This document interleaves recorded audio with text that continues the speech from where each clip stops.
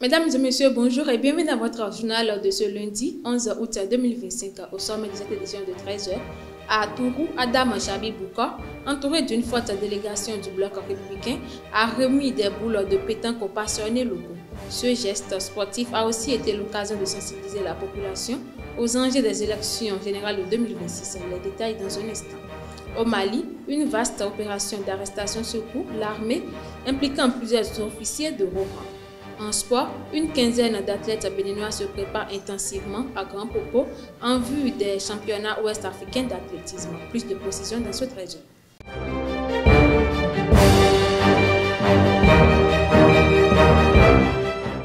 Rebonjour chef des internautes. En visite à Tourou, Adam Chabi Bouka, accompagné d'une importante délégation du bloc républicain, a offert des boules de pétanque aux passionnés locaux. Au-delà du geste sportif, il a saisi l'occasion pour sensibiliser la population sur les enjeux politiques des élections générales de 2026. Reportage signé Mouidine Lawani et Marcel Coty. À Tourou, dans le premier arrondissement de Parakou, les jeunes ont enfin la possibilité de se livrer à l'une de leurs activités favorites, la pétanque. Ce samedi, un événement marquant a eu lieu dans cette localité de Parakou. Sous la direction d'Adam Chabi Bouka, une délégation du bloc républicain a organisé une rencontre avec les jeunes pour leur offrir un jeu de 12 boules de pétanque. Ce moment a également été l'occasion de rappeler les enjeux politiques des élections générales de 2026. Nous avons tenu à venir voir nos jeunes frères du village de Tourou. Je profite d'abord également pour dire merci au président du parti, Abel Biachane. Nous sommes ici au nom du parti Bloc républicain. Également merci à l'honorable Charles Toko, avec qui nous devons être ici ce matin, mais qui a eu un empêchement. Il a œuvré à la mission préparatoire de cette activité. Je présente ses excuses au village de Tourou. Nous sommes venus ici aujourd'hui pour entretenir la jeunesse sur certaines thématiques, à savoir les élections, les enjeux des élections de 2026. Quelles sont les élections qui auront lieu, comment il faut se comporter. Et après, nous avons souhaité appuyer la jeunesse avec des boules pour l'activité sportive, la pétanque. Parce que selon le conseiller Nouhou, il est souhaitable que son village aussi commence par participer aux éditions de 2026. En accueillant la délégation, le coordonnateur du parti pour l'arrondissement de Parakou 1 a exprimé sa joie et a souhaité que cette initiative s'étende à d'autres quartiers de la ville. Aujourd'hui, l'action, l'appui que nous donne le coordonnateur communal Pérérin est la bienvenue. Et je pense que ce n'est pas seulement à Tourou l'action va s'arrêter. Je souhaite que cela se multiplie dans d'autres quartiers de notre commune. Et pourquoi pas dans quelques jours à Albarika, à Titirou, etc. Après avoir attentivement écouté leur hôte, les bénéficiaires ont salué ce geste significatif et ont transmis leurs remerciements sincères aux donateurs. Confiants dans l'engagement des leaders du parti, ils ont promis de s'investir pleinement pour faire progresser le bloc républicain. Nous, jeunes de Tourou, nous décidons de travailler avec le bloc républicain car M. Chabi Adam Bouka, c'est notre frère. Nous faisons confiance à notre frère. Grâce à cette séance riche d'échanges et empreinte de réassurance, le parti BR a scellé un pacte de victoire avec la jeunesse de Tourou en vue des élections de 2026. Au Bénin, l'e-commerce franchit un cap décisif. Les acteurs du secteur devront désormais s'acquitter des impôts et taxes prévus par l'article 232 du Code général des impôts. À Parakou, la nouvelle est bien accueillie. Pour Roland, e-commerçant, cette obligation fiscale n'est pas une contrainte mais une victoire. Elle marque la reconnaissance officielle de leur activité et confirme que l'e-commerce est désormais pleinement légal dans le pays. Il est au micro de Mouidine Lawani et Abel Odio. Il faut dire qu'un e-commerçant, c'est celui qui fait de la vente en ligne, celui qui se sert des réseaux sociaux, qui n'a pas une boutique physique, mais qui vend à travers les réseaux sociaux, qui a une plateforme de vente électronique.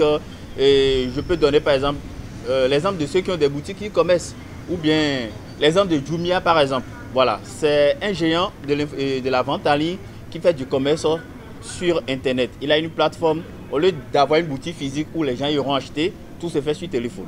Voilà un peu tout ce qu'on peut appeler les e-commerçants dans le contexte actuel. Parce que l'e-commerce aussi, c'est aussi la vente des services digitaux, les produits et tout le reste. Mais si on considère notre secteur actuellement, c'est les exemples que je peux donner. Et aussi ceux qui sont dans le service, ceux qui donnent des formations en ligne, ceux qui font les abonnements, ceux qui vendent des logiciels. Tout cela, c'est des e-commerçants. Je crois que c'est une bonne initiative parce que tous les secteurs et toute la population doivent participer au développement de notre pays. C'est très très important. Donc je crois que c'est une bonne initiative, d'autant plus qu'au moins, désormais au Bénin, on sait que le e-commerce est reconnu comme une activité économique. Ça fait déjà une bonne victoire pour les e-commerçants. Et non seulement ça, ça permet désormais aux e-commerçants d'être en règle vis-à-vis de l'État, et ce qui va permettre aussi aux clients de nous faire confiance désormais quand ils vont vouloir faire des achats. Parce que quand une entreprise n'est pas formalisée, les clients ne peuvent pas savoir si l'entreprise est juste, si après les achats, ils ont des problèmes, ils ne savent pas vers qui se diriger. Je crois que cette initiative va vraiment faciliter les choses, non seulement pour les e-commerçants, mais aussi pour nous permettre aussi de participer au développement de notre pays. Il ne faut pas voir le côté fiscal et ne pas aussi penser à ce que cette initiative nous apporte de bon. Le côté fiscal, d'accord, mais on gagne plus qu'on en donne. Les avantages pour nous, comme je le disais tout à l'heure, tout d'abord, ça nous permet de nous formaliser. Et désormais, on peut répondre aux appels d'offres. Vous comprenez un peu, on peut recruter des gens de façon légale. Ceux-là peuvent s'enregistrer à la caisse nationale. Non seulement ça, on peut vendre à des entreprises et quand même être capable de leur donner une facture. Je crois que c'est une bonne initiative. Mais le gouvernement doit aller de façon progressive.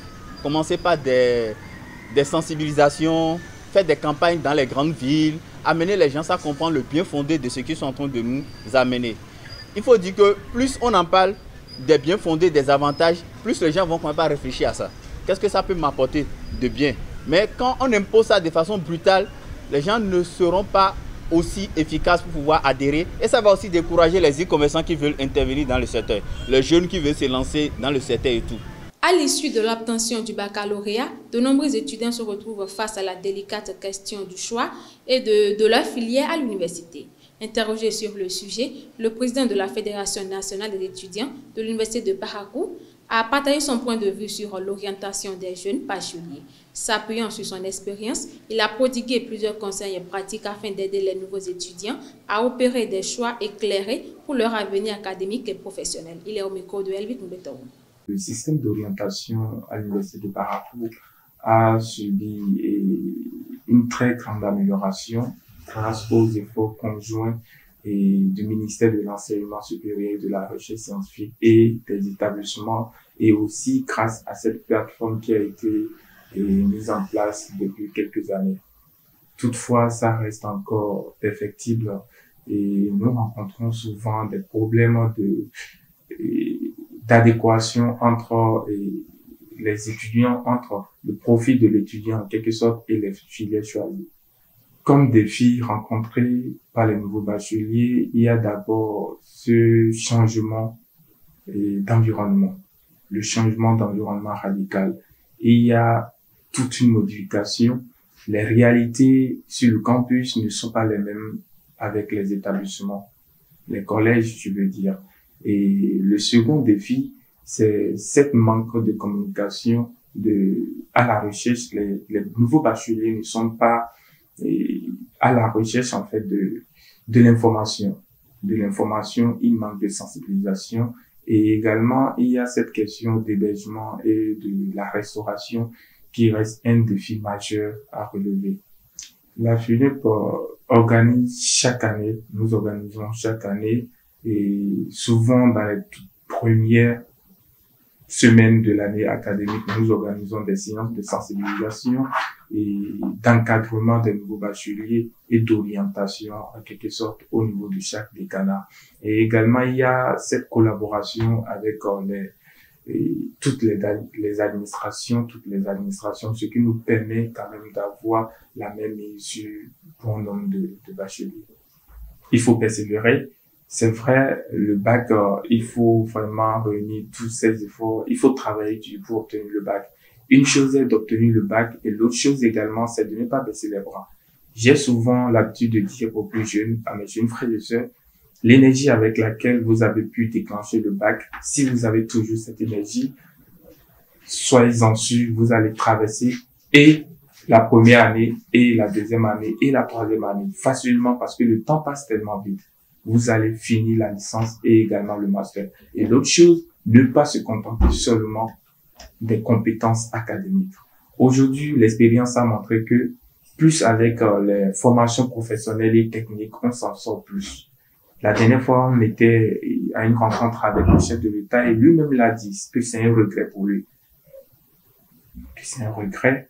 Il va falloir qu'on pense dans ce côté, sur ce côté. Et les étudiants, les nouveaux bacheliers doivent comprendre en réalité que la formation académique seule, ça ne suffit pas. Et l'autre chose également, c'est le côté associatif. Il faut se mettre dans les associations. Aujourd'hui, on ne peut rien faire sans relation. Tout est basé sur relation.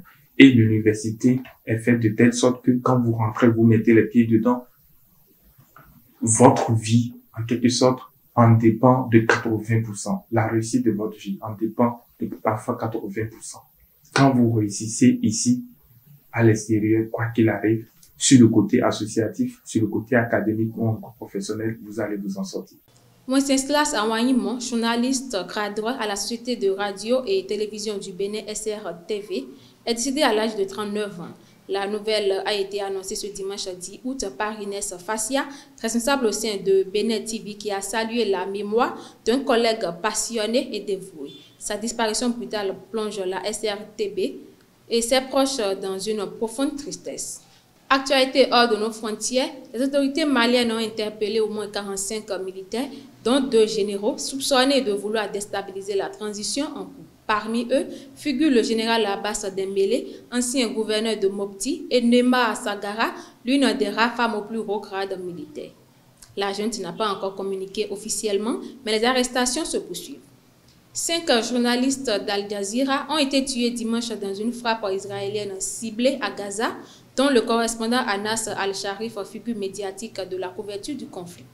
La chaîne dénonce un assassinat délibéré, tandis que l'armée israélienne affirme que la cible était un terroriste du Hamas, se faisant passer pour journaliste. Selon Reporters sans frontières, près de 200 journalistes ont été tués à Gaza depuis le début de la guerre.